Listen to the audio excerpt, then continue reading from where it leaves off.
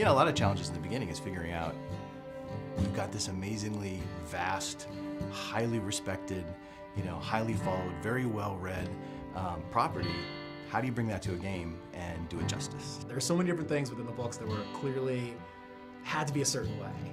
There was so much strife about whether we were going to do Tom Bombadil at all, and the conversation about, well, Tom Bombadil wasn't in the movies, and there's a reason why it was cut.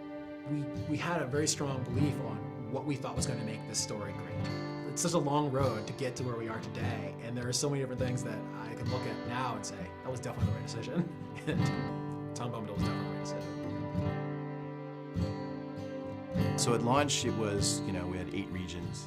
We kind of worked our way through the Shire. We ended up in Angmar. You know, it was a, we thought, huge world at the time. In fact, I think at the time it was one of the largest pieces of landscape ever released for a game. Eyes and ears and hearts and minds and everything opened up to us to see how we addressed, you know, how do you do a story in this world? You know, we can't be Frodo, right? I mean, these are the things that people thought the game was going to be, that I could be Frodo and I'm going to run through Middle-earth. You know, we had to get them to understand what our take was, that we were allowing you to tell your own story within Tolkien's story. Our goal was, this has to look unlike any place that anybody's ever been in an MMO, right? And hopefully also in an RPG, because when you read about Moria, it's this big, huge, giant, expansive, cavernous place. The idea was to use, to make it a landscape space with not one, but 2 separate height maps. So there'd be a height map for the floor and then a height map for the ceiling. That was something we'd never done before, doing the vast landscapey interior dungeon. It's really hard without a date file and without having sky and clouds and sun and all the colors that brings in. And you could have 2 stretches that have the same grass pattern, the same little huts, and you swap out sunny blue sky for crazy red, green, shimmery, evil thing, and it totally changes the look and feel. Not having that in Moria, it was much more challenging. challenging, yeah.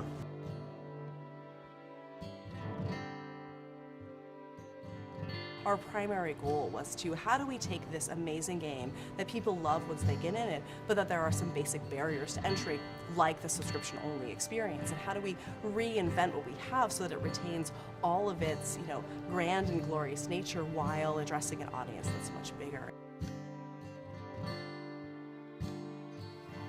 We are standing on a mound of content that is, you know, almost 10 years old, going back to when we first started early development of the Turbine. I think it's a credit to the early architects of the game that we're able to, you know, continue to add on to it and grow it and do remarkable things. Coming into Rohan, we have a totally new space. We have a totally new way of playing across it. And I think that being able to go out onto these vast plains and ride your war steed and challenge these, you know, mounted bands of marauders, I think we come to a whole new chapter in Middle-earth. This is where the War of the Ring begins. At a high level, it was sort of, the training wheels are coming off. We're out of Eriador, we're, you know, east of the Misty Mountains, into the very epic, action-oriented portion of the fiction. And being able to tell that story is extremely exciting. Lothric has grown and gotten stronger over 5 years. Which is a huge testament to this game and to this team. You know, the team has grown, the game has grown. We're not slowing down, anything, we're speeding up. It's going to be a fantastic 2012.